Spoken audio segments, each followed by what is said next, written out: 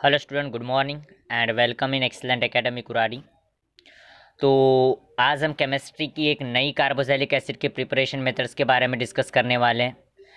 और वो मेथड है, आज हमको डिस्कस करना है एरो अल्काइल बेंजीन से, मतलब एरोमेटिक अपने को क्या करना है, अपने को यहाँ पर कार्बोक्सिलिक एसिड का प्रिपरेशन करना है। क्योंकि अल्काइल बेंजीन नाम अगर दिख रहा है मतलब कहीं ना कहीं यहाँ पर एरोमेटिक किसी ना किसी टाइप का अल्काइल बेंजीन का प्रिपरेशन हमको क्या करना पड़ेगा। सो गाइज, मैं पहले आपको स्टार्टिंग में बता दे रहा कि ये वीडियो को देखने से पहले आपको कि आपके सारे ब्राउजर्स क्या कर दो, बंद कर दो, जो आप करते रहते हो व्हाट्सअप, फेसबुक, चैटिंग वैटिंग, ये सारी चीज़ें आप लोग बंद कर दो और सीधे फोकस कर दो किसके ऊपर, पढ़ाई के ऊपर। यही आपका डायरेक्ट रिजल्ट के ऊपर में असर डालता है और यही रिजल्ट आपका डिसाइड करता है कि आप कर क्या रहे हो, आप टाइम वेस्ट कर रहे हो या फिर आप क्या कर रहे हो, पढ़ाई पर फोकस कर रहे हो। क्योंकि गाइस, ये ईयर्स आपके लाइफ के टर्निंग पॉइंट होने वाले और इस ईयर्स में मैं ज़्यादा कुछ नहीं बोलूँगा, आप किस पाथ पर जाते हो ये डिसाइड करेगा कि आपका फ्यूचर। तो गाइज़, मैं आपको सीधे सीधे इस टॉपिक के ऊपर मैं ला रहा हूँ, बाकी चीज़ें बंद करते हुए सीधे कॉन्सेंट्रेट करो। कि आई होप कि आज वीडियो आपको क्लियर सीन हो रहा होगा, ये उम्मीद के साथ में इस वीडियो को बना रहा। क्योंकि अभी तक के मेरे कुछ वीडियोज़ में प्रॉब्लम्स थे, विजुअल बराबर नहीं आ रहा था। शायद आई होप कि अभी विजुअल बराबर आएगा और पहले से बेटर होगा। तो मुझे आज क्या करना है कि अल्काइल बेंजीन से फॉर्मेशन करना है। तो अल्काइल बेंजीन से मुझे किसका फॉर्मेशन करना है, कार्बोक्सिलिक एसिड का। तो एक वाइगरस ऑक्सीडेशन की एक मेथड है। वाइगरस ऑक्सीडेशन की मेथड के अंदर में बेंजीन के रिंग के ऊपर में कितने कार्बन एटम अटैच है उससे मुझे कोई लेन देन नहीं है, कितनी बड़ी अल्काइल की चेन अटैच है उससे मुझे कोई लेन देन नहीं है। वो कितनी भी बड़ी अल्काइल की चेन अटैच हो सकती है, लेकिन उससे 101% सिर्फ बेंजोइक एसिड ही बनेगा। मैं आपको बता दूं, बार बार बता रहा आपको कि सिर्फ क्या बनेगा, बेंजोइक एसिड ही बनेगा। इस मेथड को हम फॉर्मेशन ऑफ बेंजोइक एसिड बोल सकते हैं, बाकी कोई भी दूसरा कंपाउंड इस मेथड से नहीं बनने वाला गाइस।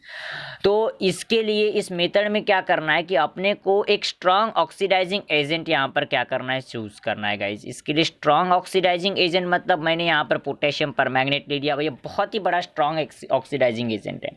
और ये रिएक्शन एक तो क्या अल्कलाइन मीडियम में भी हो सकती है, एसिडिक मीडियम में भी ये रिएक्शन आपको दिखाई दे सकती है, रिएक्शन हो सकती है। एक तो एसिडिक मीडियम, एक तो बेसिक मीडियम। लेकिन जब बेसिक मीडियम में आप रिएक्शन चूज कर रहे हो उस समय पर आप लोगों को देखो KOH indicate that this is the basic medium. तो आप जब बेसिक मीडियम में रिएक्शन कर रहे हो उस समय पर आपको पता है कि सबसे पहले क्या बनता है, साल्ट बनता है।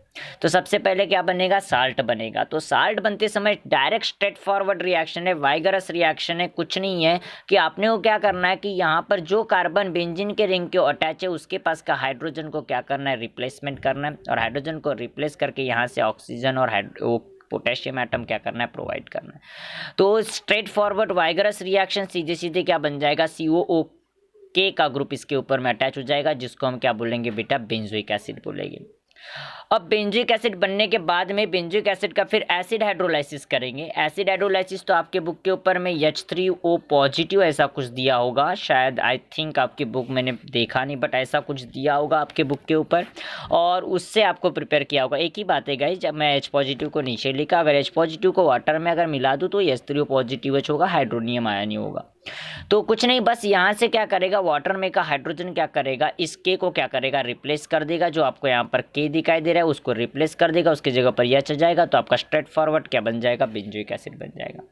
और एक बिल्कुल वाइगरस रिएक्शन है, दूसरी कोई भी कंपाउंड इसमें फॉर्मेशन नहीं होगा, सिर्फ इससे बेंजोइक एसिड का ही फॉर्मेशन होगा।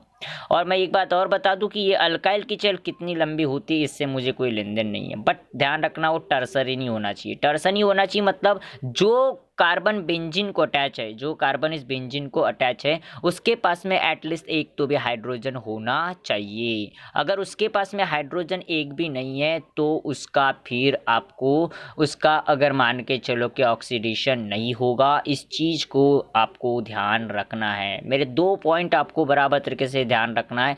एक फर्स्ट पॉइंट कि आपको अल्काइल की चेन कितनी लंबी होती है इससे कोई मैटर नहीं होता, सिर्फ प्रोडक्ट बेंजोइक एसिड ही बनेगा। दूसरी चीज़ आपको ध्यान रखना है कि यहाँ पर अगर ये टर्सरी अगर अल्काइल हैलाइड है तो ऑक्सीडेशन नहीं होगा। मतलब आपको नीड है कि आपका जो कार्बन बेंजीन के रिंग को अटैच है उसके पास में हाइड्रोजन एटम होना चाहिए। मैं बहुत ब्रॉड करके आपको दिखा रहा हूँ कि हाइड्रोजन एटम उसके पास में होना चाहिए। और टर्सरी कंडीशन के अंदर में हाइड्रोजन एटम अब्सेंट होता है और हाइड्रोजन एटम अब्सेंट होने की वजह से वहाँ पर आपका बेंजोइक एसिड का फॉर्मेशन नहीं होगा। तो गाइज मैं देखो आगे एग्जांपल से लिया हूँ मैंने, पहले इसी रिएक्शन को देख ले तो मैं शॉर्टकट में भी इस रिएक्शन को बनाया, लेकिन मैं आपको बता दूँ होमवर्क बनाते समय अगर आपने ऐसा शॉर्टकट बनाए तो मैं उस मेथड को रॉन्ग दूंगा, मैं उस मेथड को चेकआउट नहीं करूँगा। मैं पहले से ही बता रहा बेटा, क्योंकि होमवर्क बनाते समय आपको कंप्लीट मेथड को बनाते हुए चलना है। समझ में बात आ रही? मैं सिर्फ अंडरस्टैंडिंग के लिए, अगर जिस बच्चे को कुछ नहीं आ रहा है वो ऐसा शॉर्टकट में लिख सकता है, लेकिन आप बराबर कॉन्सेप्चुअल जाओगे तो इसकी मेथड ये अल्कलाइन हाइड्रोलाइसिस की, पहले इससे साल्ट और साल्ट से फिर कार्बोक्सिलिक एसिड। तो आपको होमवर्क बनाते समय आपको स्ट्रेट रिएक्शन ये नहीं करना है, आपको ऐसा पहले साल्ट बनाना है, साल्ट बनाने के बाद में बेंजोइक एसिड बनाना है। शायद आप इस वीडियो को देख रहे होगे तो आप ऐसी गलती होमवर्क में नहीं करोगे, और ऐसी गलती करे तो आपसे बड़े गधे कोई नहीं। ओके तो चलो आगे बढ़ते। तो मैं स्ट्रेट फॉरवर्ड अगर इस रिएक्शन को बताऊँ तो दोनों को मैंने क्या कर दिया, KMnO4 और OKOH को तो मैंने ले लिया, और मैंने दूसरी जो स्टेप थी उसका मैंने H3O पॉजिटिव फिर से क्या कर दिया, यहाँ रिएक्ट कर दिया। तो आपको पता है कि बीच में अब ये दोनों को मैंने एक साथ लिखा, तो ये यहाँ से शुरुआत करेंगे रिएक्शन को और ख़त्म यहाँ पर हो रही, तो डायरेक्ट आप प्रोडक्ट लिख सकते हो, सीधे सीधे आप लोग प्रोडक्ट लिख सकते हो, इसमें कोई प्रॉब्लम वाली बात नहीं है। क्योंकि यहाँ इसके लिए कंडीशन ये है कि इसके पास में हाइड्रोजन होना चाहिए जो कार्बन किसको, बेंजीन को अटैच है। तो टोलुइन को अटैच किया तो बेंजोइक एसिड बन गया। मैंने सेकंड पेज में यही चीज़ें आपको लिखवाया हूँ कि सेकंड पेज में भी देखो मैंने वही आपको थ्योरी आपको लिखवाया कि जब बेंजीन का ऑक्सीडाइजेशन होगा बाय स्ट्रॉन्ग ऑक्सीडाइजिंग एजेंट, अगर लाइक पोटेशियम क्या बोलेंगे परमैंगनेट, वो भी अल्कलाइन मीडियम के अंदर में, तब जा करके उससे हमको क्या मिलेगा, पहले साल्ट मिलेगा। देखो मैंने थ्योरी लिखते समय भी मैंने पहले साल्ट लिखा, मतलब मुझे स्ट्रेट फॉरवर्ड रिएक्शन नहीं करना है, रिएक्शन सिर्फ अंडरस्टैंडिंग के लिए मैं आपको बताते जा रहा। फिर उसके बाद में आपको फर्दर एसिड हाइड्रोलाइसिस करेंगे तब बेंजोइक एसिड मिलेगा। अब देखो मैंने सेकंड एग्जाम्पल यहाँ पर चूज़ किया हो, बड़ा सिंपल सा एग्जाम्पल है, इथाइल बेंजीन लिया। मैंने पहले ही बोला था ये अल्काइल की चैन, ये अल्काइल की चैन कितनी लंबी है इससे कोई मैटर नहीं करता, ये अल्काइल की चैन से कोई मैटर नहीं होता, इससे मैं कितनी भी लंबी ले सकता हूँ। तो मैंने यहाँ पर इथाइल बेंजीन लिया, इथाइल बेंजीन का स्ट्रेट फॉरवर्ड किया तो पता है आपको कि CH3 बाहर निकल जाएगा, इसके ऊपर में पहले COOH बनेगा, COOK के पॉजिटिव और निगेटिव ही बनेगा, एक साल्ट बनेगा, फिर उसके बाद में सीधे बेंजोइक एसिड ही बनेगा। इन सब चीज़ों से मुझे इसकी जो एडिशनल चैन से मुझे कोई मतलब नहीं है। उसी प्रकार से मैंने यहाँ पर आइसोप्रोपाइल बेंजीन लिया, नीचे की एग्जांपल्स को तरफ देखो, आइसोप्रोपाइल बेंजीन मैंने लिया, आइसोप्रोपाइल बेंजीन को हम क्यूमिन बोल सकते हैं। तो वही चीज़ें, बस यहाँ क्या बन जाएगा, यहाँ पर भी वही हाल रहेगा, CH3 क्या बन जाएगा C, और यहाँ पर डबल बॉन्ड OK बन जाएगा, और इधर में बेंजीन की रिंग एज इट इज होगी। Is it clear guys? Hydrogen replaced हो जाएगा, हाइड्रोजन इसमें रिप्लेस हो जाएगा, बस यहाँ का एक H चला जाएगा, ये चला जाएगा तो आगे का CH3 जैसे का फिर COOH बन जाएगा। तो आपको COOH का फॉर्मेशन होते हुए दिखाई दे रहा है। बस स्ट्रेट फॉरवर्ड रिएक्शन, कोई मैकेनिज्म इसकी समझने की जरूरत नहीं, इस रिएक्शन में मैकेनिज्म समझा कर देना कोई जरूरत नहीं। स्ट्रेट फॉरवर्ड कार्बोक्सिलिक एसिड बन रहा है, और स्ट्रेट फॉरवर्ड कार्बोक्सिलिक एसिड जब बन रहा है तो आप लोग ऐसा भी ट्रिक्स में याद रख सकते हो, बस कुछ नहीं करना है, जो गिवन है जिससे बनाना है उसको लिख लो, उसका स्ट्रक्चर बनाते हुए आना चाहिए, और बाद में सीधे सीधे आपको रिएक्टेंट पता रहना चाहिए। कैटालिस्ट रिएक्टेंट क्या होता है, तो ऑक्सीडाइजिंग एजेंट और अल्कलाइन मीडियम NH3O, डायरेक्ट आप बेंजोइक एसिड का स्ट्रक्चर बना दो गाइस, आपको एग्जाम में क्वेश्चन बन जाएगा, मार्क्स पूरे मिल जाएंगे। लेकिन मेरे होमवर्क में मार्क्स आपको नहीं मिलेंगे, मैं पहले ही बता दे रहा हूँ। होमवर्क बनाते समय आपको साल्ट पहले प्रिपेयर करना पड़ेगा, उसके बाद में अगर देखोगे तो अगर मैंने एक नोट लिखवाया था कि अगर टर्सरी अगर कंडीशन अगर आ गई तो उस समय पर ये रिएक्शन नहीं होगी गाइस।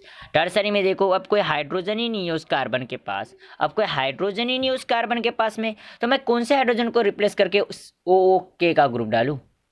तो मतलब जब हाइड्रोजन अगर नहीं होगा तो हाइड्रोजन उसके पास में एब्सेंट होगा, उस समय पर रिएक्शन नहीं होगी। तो याद रखना टर्सरी कंडीशन का अगर कोई भी अल्काइल ग्रुप बेंजीन के रिंग के ऊपर में अटैच होता है तब जा कर के उसका कोई भी प्रकार से उसका ऑक्सीडेशन नहीं कर सकते, उससे प्रोडक्ट नहीं बनेगा। आई होप कि आपको वीडियो अगर पसंद आया हो, आपको चीज़ें समझ में आई हो। Thank you so much guys for watching this video. और आपको नोटिफिकेशन चाहिए, अगर मेरा वीडियो अच्छा लग रहा है, आपको समझ में आ रहा है, तो जा कर के मेरे यूट्यूब चैनल को क्या करो, सब्सक्राइब करो, ताकि मैं आगे के और वीडियोज़ आपको दे सकूँ और आपको बहुत स्वीट एंड शॉर्ट तरीके से आपको समझाने का प्रयास कर सकूँ guys. Thank you so much for watching this video.